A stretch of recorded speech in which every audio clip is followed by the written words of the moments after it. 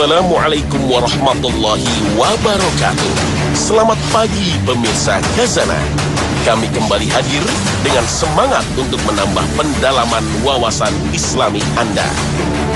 Kaum wanita benar-benar memperoleh kemuliaan yang tidak didapatkan dalam peradaban manapun. Banyak contoh yang membuktikan hal ini.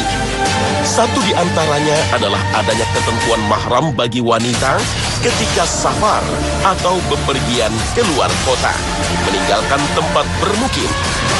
Syariat mewajibkan adanya mahram yang mendampingi si wanita. Inilah yang dimaksud dengan hadis Rasulullah Sallallahu Alaihi Wasallam. Tidak diperbolehkan seorang wanita melakukan safar kecuali bersama dengan mahramnya. Hadis riwayat Bukhari. Hal ini bertujuan untuk menjaga si wanita dari bahaya yang mungkin ditemuinya dalam perjalanan, untuk membantu keperluannya dalam perjalanan, dan untuk melindunginya dari hal-hal yang tidak dikehendaki atau tidak terduga. Apalagi Rasulullah Shallallahu Alaihi Wasallam menegaskan, safar atau bepergian itu adalah ujian dan azab. Karena besarnya kesulitan dalam perjalanan, sampai-sampai Rasul mengistimewakan musafir atau orang yang sedang bepergian dengan keistimewaan tersendiri. Doanya mustajab atau terkabul. Masalahnya, sistem negara atau dunia soal teknologi keamanan diklaim sudah mampu melindungi orang yang bepergian, termasuk wanita.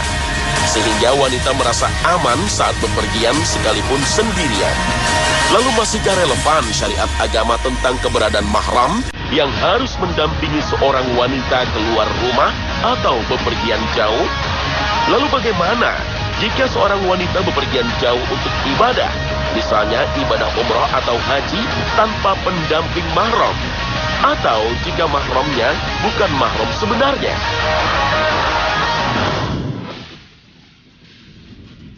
Muhrim dan mahram adalah dua istilah yang sering terbalik-balik dalam percakapan masyarakat, terutama mereka yang kurang perhatian dengan bahasa Arab. Memang tulisannya sama, tapi harokatnya berbeda. Perbedaan itu membuat dua kata ini artinya jauh berbeda. Muhrim artinya orang yang melakukan ihram, yaitu ketika jamaah haji atau umrah telah memasuki daerah miqat. Kemudian dia mengenakan pakaian ihramnya dan menghindari semua larangan ihram. Orang semacam ini disebut muhrim.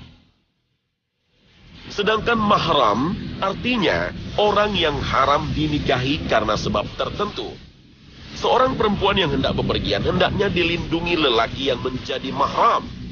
Mahram di sini adalah laki-laki yang dilarang menikah dengan wanita yang dilindungi agar terhindar dari kejahatan yang mungkin muncul selama perjalanan.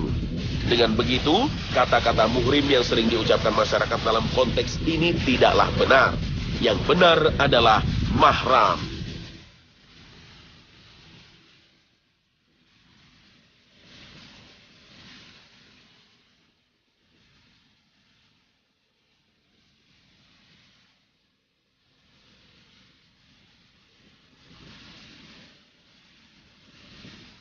Jika seorang wanita yang bepergian harus didampingi seorang mahram, bagaimana jika kepergiannya untuk ibadah haji atau umrah? Seorang wanita yang beriman tidak boleh bepergian jauh atau safar tanpa adanya mahram yang mendampinginya. Jika tidak disertai mahram, maka pelakunya berdosa.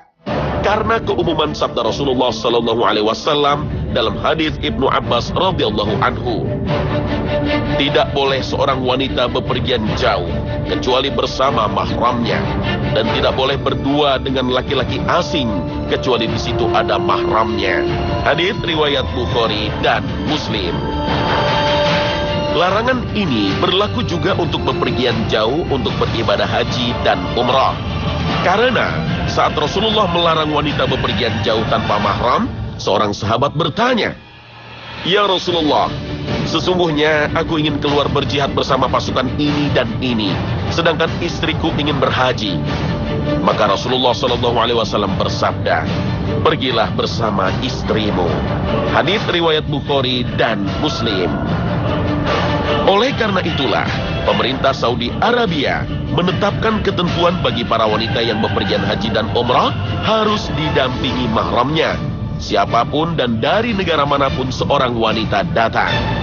Bahkan, ketetapan ini menjadi syarat bagi wanita yang ingin mendapatkan visa atau izin masuk Saudi Arabia untuk beribadah.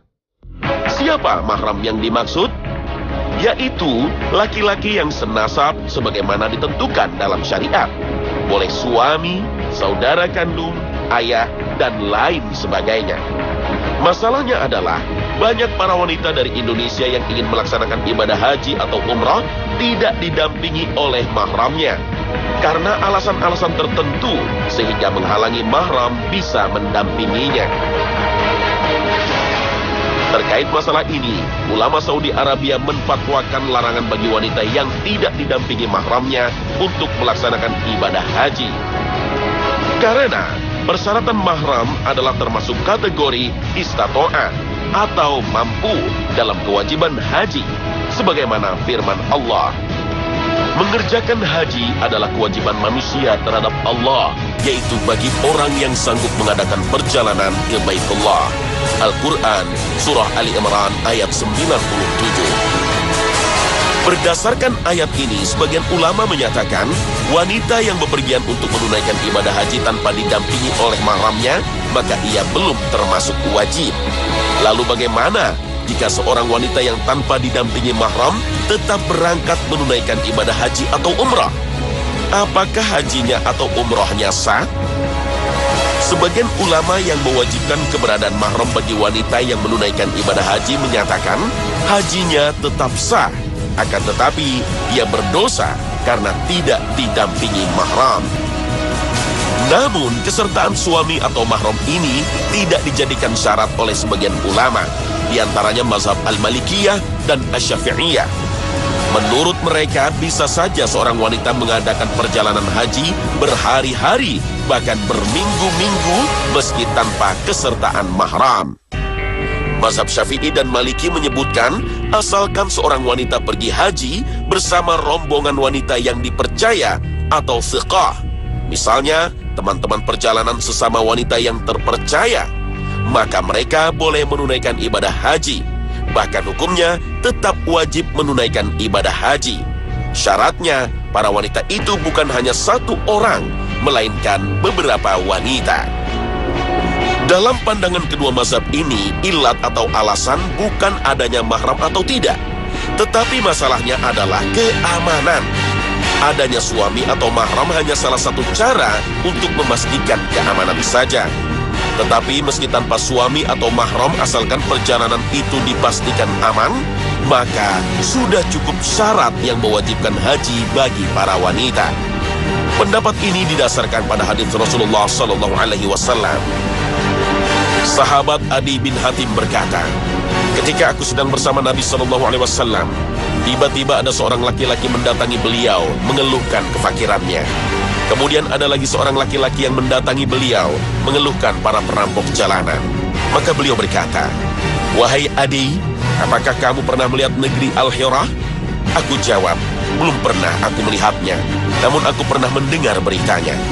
Beliau berkata, seandainya kamu diberi umur panjang, kamu pasti akan melihat seorang wanita yang mengendarai kendaraan berjalan dari Hira hingga melakukan tawaf di Ka'bah tanpa takut kepada siapapun kecuali kepada Allah. Hadis riwayat Bukhari. Hadis ini mengisahkan penjelasan Rasulullah SAW bahwa suatu saat di kemudian hari nanti keadaan perjalanan haji akan menjadi sangat aman. Begitu amannya sehingga digambarkan bahwa akan ada seorang wanita yang melakukan perjalanan haji yang teramat jauh sendirian, tidak ditemani mahram, namun dia tidak takut kepada apapun. Maksudnya, saat itu keadaan sudah sangat aman. Tidak ada perampok, begal, penjahat, dan sejenisnya yang menghantui perjalanan haji. Kalaupun wanita itu punya rasa takut itu hanya kepada Allah Subhanahu wa Ta'ala saja. Dan ternyata, masa yang diceritakan beliau Sallallahu Alaihi Wasallam tidak lama kemudian terjadi. Adi bin Hatim radhiyallahu anhu mengisahkan bahwa di masa akhir dari hidupnya, beliau memang benar-benar bisa menyaksikan apa yang pernah disampaikan oleh Rasulullah sallallahu alaihi wasallam. Selain menggunakan dalil hadis di atas, mereka juga mendasarkan pendapat mereka pada praktek yang dilakukan oleh para istri Nabi, Ummahatul Mukminin. Sepeninggal Rasulullah sallallahu alaihi wasallam, mereka mengadakan perjalanan haji dari Madinah ke Mekah.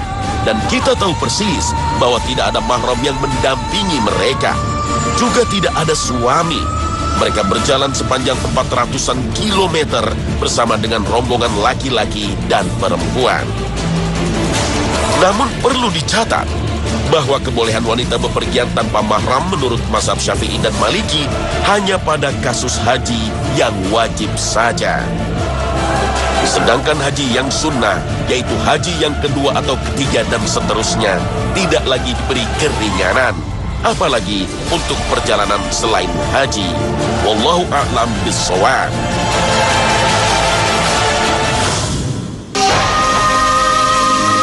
Ketika seorang wanita dilarang bepergian tanpa didampingi mahramnya, sudahkah kita tahu dan paham apa dan siapa yang dimaksud dengan mahram itu? Mahram adalah orang yang haram dinikahi karena hubungan nasab, susuan, dan pernikahan. Inilah yang dimaksud Al-Quran Surat An-Nisa ayat ke-23. Diharamkan atas kamu mengawini ibu-ibumu, anak-anakmu yang perempuan, saudara-saudaramu yang perempuan, saudara-saudara bapakmu yang perempuan, saudara-saudara ibumu yang perempuan, anak-anak perempuan dari saudara-saudaramu yang laki-laki, anak-anak perempuan dari saudara-saudaramu yang perempuan, ibu-ibumu yang menyusui kamu, saudara perempuan sepersusuan, ibu-ibu mertua, anak-anak istrimu yang dalam pemeliharaanmu, dari istri yang telah kamu campuri. Tetapi, jika kamu belum campur dengan istrimu itu, dan sudah kamu ceraikan, maka tidak berdosa kamu mengawininya. Dan diharamkan bagimu, istri-istri anak kandungmu, menantu, dan menghimpunkan dalam perkawinan dua perempuan yang bersaudara, kecuali yang telah terjadi pada masa lampau. Sesungguhnya Allah Maha Pengampun lagi Maha Penyayang. Berdasarkan ayat ini, mahram bisa dibagi menjadi dua bagian. Pertama, mahram karena nasab dan sepersusuan. Mahram jenis ini bersifat permanen atau tetap, tidak bisa gugur dengan alasan apapun. Sedangkan yang dimaksud dengan mahram musyaharah adalah hubungan mahram yang terjalin karena adanya pernikahan. Mahram jenis ini bisa gugur karena putusnya ikatan pernikahan, seperti wafatnya suami atau istri, perceraian, dan perpindahan agama atau murtadnya pasangan. Siapa sajakah orang-orang yang tergolong dalam mahram nasab dan sepersusuan? Mereka itu adalah ibu dan ayah, serta kakek dan nenek dari pihak ibu dan ayah. Hubungan mahram ini terus berlanjut hingga ke buyut dan seterusnya. Cucu, cicit, hingga seterusnya juga termasuk ke dalam mahram. Saudara, baik itu kandung maupun satu bapak atau satu ibu saja, juga termasuk ke dalam mahram. Paman dan bibi dari pihak ayah dan ibu juga menjadi mahram, meski status mereka hanyalah saudara seayah atau satu ibu saja dari orang tua kita. Anak-anak dari saudara laki-laki dan perempuan atau keponakan juga menjadi mahram. Yang dimaksud dengan mahram sepersusuan adalah hubungan yang terjadi karena disusui oleh satu orang ibu yang sama. Yang perlu diperhatikan adalah hubungan sepersusuan tidak hanya terkait dengan wanita yang menyusui saja. Suami dari ibu sepersusuan juga menjadi mahram, sehingga siapa saja yang menjadi mahram ayah dan ibu sepersusuan juga menjadi mahram bagi kita. Hal ini sebagaimana hadits Rasulullah SAW dalam riwayat Bukhari dan Muslim. Sesungguhnya menjadi mahram dari susuan apa-apa yang menjadi mahram dari nasab. Saudara sepersusuan adalah orang-orang yang menyusu pada ibu yang sama dengan kita, sehingga kita juga bermahram dengan semua orang yang menjadi mahram saudara sepersusuan.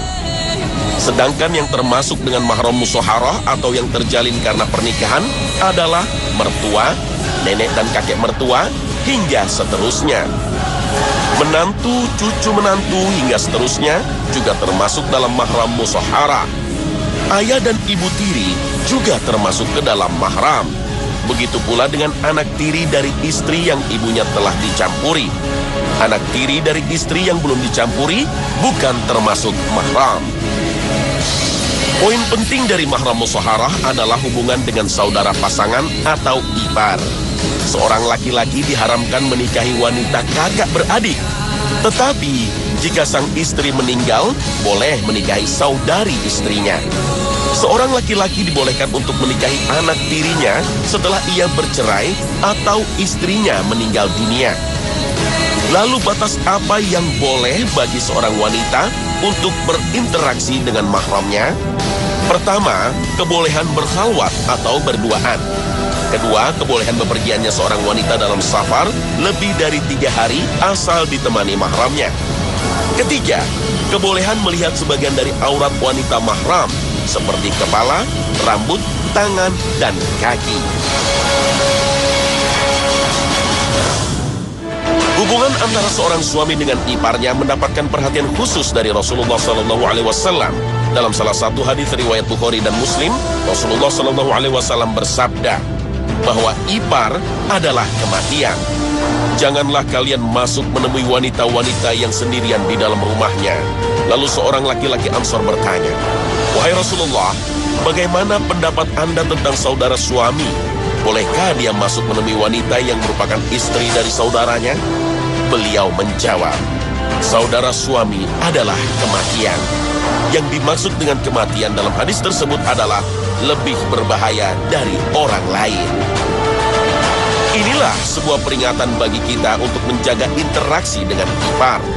Janganlah berkunjung pada saat saudara ipar sedang sendirian di rumah. Ketika kita berdua saja di sebuah rumah dengan ipar, maka hukumnya menjadi berkhalwat. Sebuah kebiasaan dan kewajaran ketika di sebuah rumah tangga ada adik suami atau istri menumpang. Demi menjaga rumah tangga dari fitnah dan godaan setan, lebih baik seorang suami menghindari agar adik ipar perempuan tidak tinggal serumah. Begitu pula sebaliknya, seorang istri hendaknya tidak menjadi induk semang bagi adik laki-laki suaminya. Andaikan saudara ipar lawan jenis harus menumpang tinggal di rumah, usahakan benar untuk saling menjaga aurat dan pandangan. Dan jangan sampai ada kondisi yang membuat suami atau istri hanya berduaan di dalam rumah dengan iparnya yang berlawanan jenis. Pelarangan khalwat bahkan dengan ipar sendiri adalah hasil kesepakatan ulama. Karena seorang manusia bisa menjadi lemah saat godaan syahwat datang. Lain halnya jika seorang pasangan suami istri masih tinggal di rumah mertua dan kebetulan tinggal bersama ipar. Hal ini diperkenankan karena di dalam rumah ada mertua yang statusnya sebagai mahram bagi suami atau istri, sehingga menghindarkan hukum berkhalwat di antara suami atau istri dengan iparnya.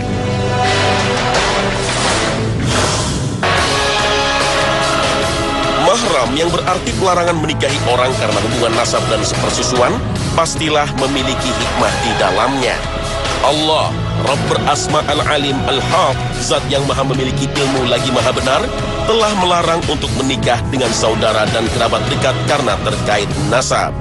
Penelitian yang dilakukan oleh Departemen Genetik dari Fakultas Biologi Universitas Santiago de Compostela Spanyol menemukan adanya hubungan antara beberapa penyakit genetis terkait dengan dekatnya hubungan kekerabatan di antara ayah dan ibu. Beberapa penyakit tersebut antara lain adalah kanker, rematik, dan luka dinding lambung.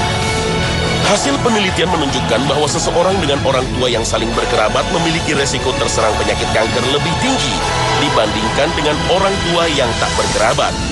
Kanker sebagai sebuah penyakit adalah salah satu penyebab kematian tertinggi di dunia. Menurut rilis Badan Kesehatan Dunia WHO, selama tahun 2012 tercatat 2,8 juta jiwa meninggal dunia karena kanker. Kanker adalah sebuah penyakit dengan banyak penyebab. Namun yang menjadi perhatian utama adalah keganasan kanker terjadi akibat perubahan pola pembelahan sel. Dan salah genetik menjadi salah satu faktor yang dapat meningkatkan resiko kanker. Pernikahan di antara dua orang dengan hubungan kekerabatan yang dekat, seperti antara paman dengan keponakannya, juga beresiko menghasilkan keturunan yang mengidap beberapa gangguan kejiwaan. Beberapa di antaranya adalah schizophrenia dan bipolar disorders. Schizophrenia adalah sebuah gangguan kejiwaan yang menyebabkan penderitanya kesulitan menentukan hal yang sifatnya rekaan dan halusinasi dengan fakta sebenarnya. Penderita schizophrenia lekat dengan perilaku seseorang yang merasa memiliki kawan dekat, padahal hal ini hanyalah sebuah khayalan belaka. Sedangkan bipolar disorders adalah sebuah gangguan kejiwaan yang membuat penderitanya tidak memiliki kemampuan untuk mengontrol emosi. Penderita bipolar disorder bisa berada pada fase manik yang menyebabkan dirinya seolah manusia super yang tak kenal lelah. Dan di lain waktu, penderita bipolar disorder merasakan depresi dan sedih luar biasa tanpa adanya penyebab yang pasti. Bipolar disorder terlebih ketika masuk dalam fase depresi menjadi salah satu faktor pencetus seseorang untuk melakukan tindakan bunuh diri. Anak dari pasangan ayah dan ibu yang berkerabat secara dekat juga beresiko terserang penyakit infeksi, yaitu tuberkulosis atau TBC dan hepatitis. Tuberkulosis disebabkan oleh bakteri bernama Mycobacterium tuberculosa, sedangkan hepatitis disebabkan oleh infeksi dari virus hepatitis B atau C. Paparan fakta terdapat risiko gangguan kesehatan karena dekatnya hubungan kekerabatan antara ayah dan ibu bisa dijadikan hikmah atas larangan menikahi mahram. Meski kita tidak bisa menggunakan logika terbalik bahwa seseorang yang menderita kanker, schizophrenia, bipolar disorder, dan epilepsi pasti disebabkan hubungan pernikahan dengan kekerabatan yang dekat. Keterbatasan nalar manusia adalah faktor utama mengapa tak ditemukan jawaban pasti mengapa menikahi mahram dilarang. Tapi sebagai orang muslim, mendahulukan kebenaran dalam Al-Quran sebelum nalar adalah sebuah keharusan. Nalar manusia yang terbatas akan menipu keyakinannya. Landasan nalar semata bisa mengarahkan manusia mencintai sesuatu yang buruk, dan sebaliknya membenci sesuatu padahal itu baik untuk dirinya. Firman Allah yang menjelaskan bahwa Dia Maha Tahu apa yang terbaik bagi hambanya terdapat dalam surah Al-Baqarah ayat ke-216. Boleh jadi kamu membenci sesuatu, padahal ia amat baik bagimu. Dan boleh jadi pula kamu menyukai sesuatu, padahal ia amat buruk bagimu. Allah mengetahui, sedang kamu tidak mengetahui. Ada atau tidak paparan fakta mengenai hubungan antara pernikahan dengan mahram dengan kejadian suatu penyakit tak lantas meningkatkan keimanan kita. Keyakinan terhadap larangan menikahi mahram bukan didasarkan atas prinsip menghindari resiko penyakit dan gangguan kejiwaan pada anak dan keturunan. Seorang muslim harus meyakini seluruh isi Al-Quran adalah benar, karena Al-Quran adalah sebuah kitab yang diturunkan dengan berkah.